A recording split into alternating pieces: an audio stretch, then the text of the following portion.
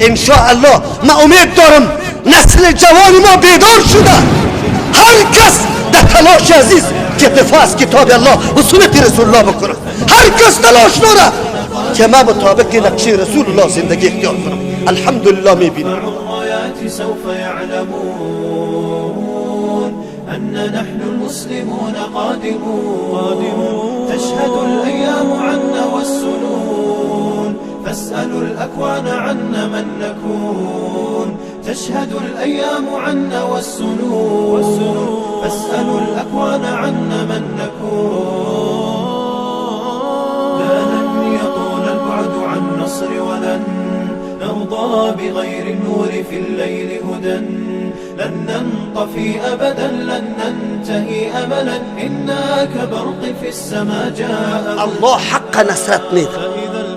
اگه ما تو نکردیم الله قومی را پیدا میکنه، غیرت برش نصیب میکنه، همت برش میده.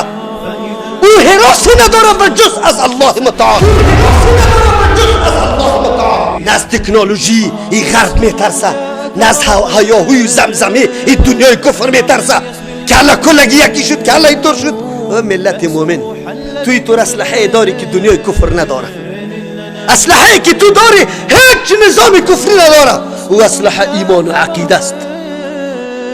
ایمان و عقیده است که تو را همیشه کامیاب میسازه. ایمان و عقیده است که تو را همیشه کامیاب میسازه. اگر ما پس به اصل اصیل اسلام برگردیم، به اون نظامی که رسول الله بر ما نقشه داده، بازی دنیای کفر اینجا جایی نداره. معاونین و متعلقین و کسلیسایشان اینجا دیگه جایی نداره ان شاء الله. لن ننطفي أبدا لن ننتهي أملا إنا كبرق في السماء جاء ملتهبا فإلى الله مضينا عن حمى الدين نذور